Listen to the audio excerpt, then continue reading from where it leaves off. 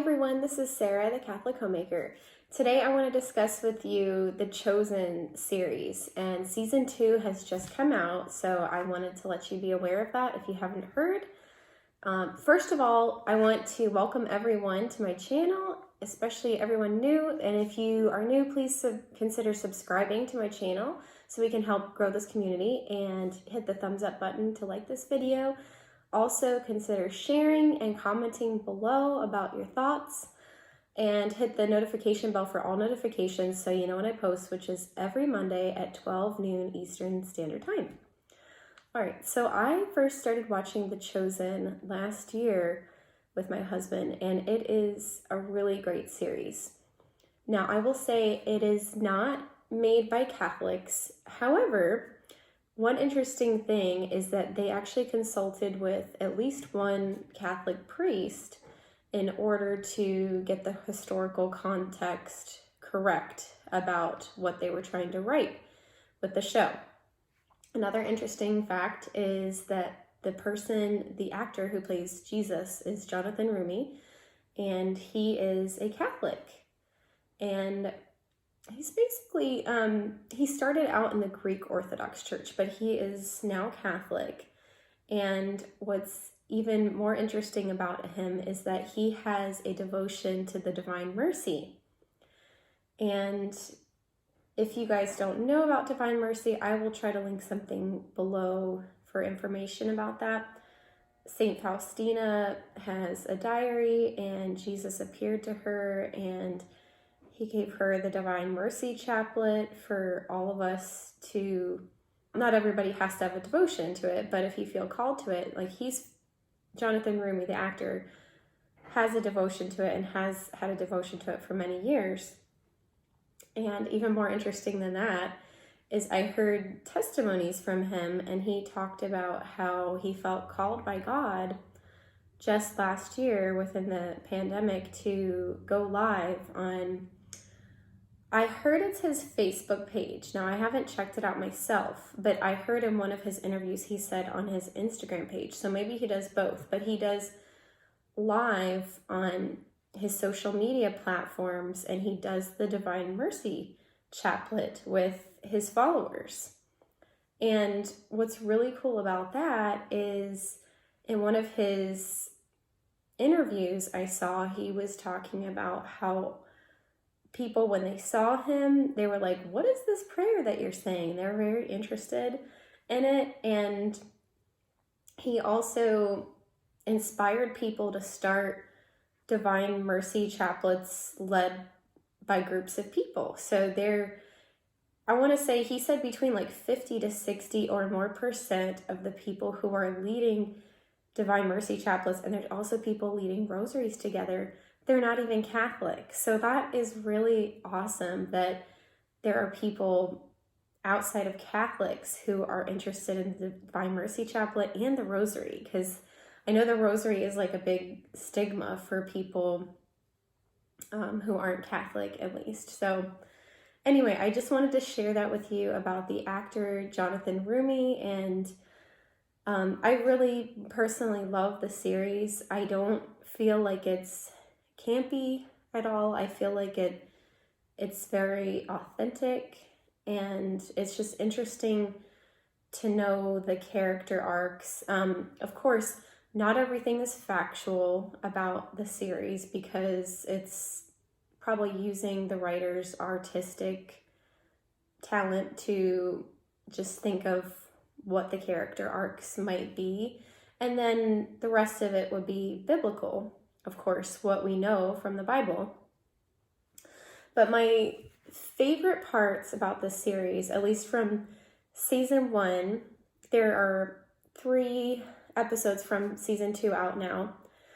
My favorite parts are Nicodemus's character, because you can tell that he just really wants to do what is right by God. And then he starts hearing about Jesus, and he's very interested in him, and he realizes like this could be the real thing. He really could be the Messiah. And it's just I don't know how to describe it, just really sweet, I guess, to know or to see that about Nicodemus. And then finding out about John the Baptist, I know I've read in the Bible that it says like he ate locusts and he was like a wild type of a man. And so it's just interesting. I never pictured John the Baptist that way, the way they have the character. But I think it's accurate the way they're showing it, because they show him to be this unkempt or wild type of man. And I do think it is pretty accurate, especially after reading The Life of Mary as Seen by the Mystics. I recently did a review on that book, and it talks about John the Baptist in there as well, and how he was basically raised in the desert, and it seems like he was alone for a lot of the time, and it was angels who were keeping him company. So it just kind of makes sense. And then my favorite episode from the first series is Jesus and the children, or it might be Jesus Loves the Little Children. And it's just so sweet to see that relationship between Jesus and the children, and how they're just so drawn to him. And it's just like completely innocent, and there's just something about him they know that is special. And this one girl just sees this camp area, and she's just kind of curious, and she starts playing in there. And then she actually interacts with Jesus, and then she comes back and she brings one of her friends. And, you know, it starts to become very popular between her and her friend, and they continue to bring more and more friends because they're just so drawn to Jesus, and they can tell that he's a good man, and they're just listening to him. And the really cool thing about it is that Jesus actually puts them to work part of the episode, and you know, they want to hang around him. He's like, okay, but you might have to work. So he's not like pushing them into it, but they want to do it. My only complaint about the series is I don't know if they're accurately portraying Mary.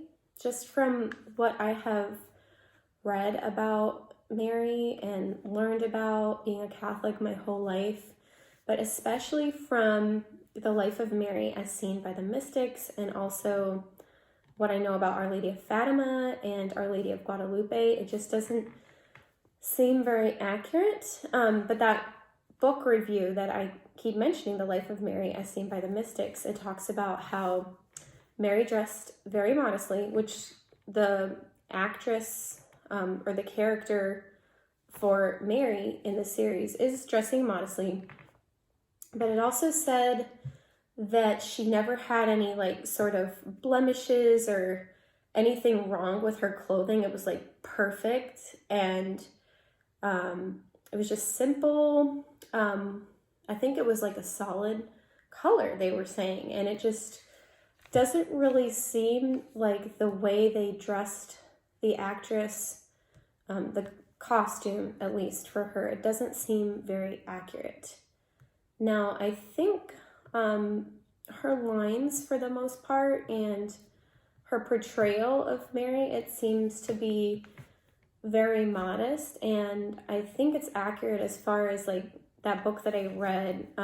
Not that I'm supposed to take it by historical fact, but also everything that I know about Mary is that she was just very obedient and modest, and she, in that book, it says that she would at times only speak when she was spoken to. And I think that's accurate, kind of the way they have it in the book, that she's kind of a more quiet character and she's very humble. So I think those aspects of the way Mary is portrayed is accurate. But yeah, that's really my only complaint, is I don't know about her costume or clothing. It just seems to be a little off to me. But also some other things about the series, they want everybody to go over to the app, which is just called The Chosen. And you would get that from the App Store, like whatever kind of phone you have. And it's completely free. There's no charge. And you do not even have to put your email address, any sort of information. You just download it and you have it ready. And you can just stream it right to your TV or like Amazon Fire Stick, stuff like that. Or I think it's Roku, one of those things. So we were able to do that, and they do have, I don't know if they still have it available, but we actually watched the first 3 episodes of season 2 on YouTube. So they may be still available, but ultimately they want everybody to go over to the app. One last really amazing thing about the series is that Dallas Jenkins, the director, producer, one of the writers, he said season 1 was funded by 19,000 people around the world. And that's really amazing. And then season 2, what happened was last year they released season 1 for free during the pandemic because they just wanted to do something nice during the pandemic and allow people to be able to watch it. And they just asked that people pay it forward. And what happened with that is that so many people paid it forward or contributed that they were able to fund season 2 completely. So it just season 2 came from the funding of people. I don't know if it's called crowdsourcing, just around the world. And they're already getting the funding for season 3. I don't know if it's complete, but if you are able to, if you feel called to, then consider donating for them for season 3. They're planning on having 7 seasons of The Chosen. And The Chosen is just following the lives of the apostles from before and after they meet Jesus. So I hope you have found this video to be helpful, and I would love to hear what you think in the comments. Let me know. I hope you have a wonderful and blessed week. May God bless you and your families.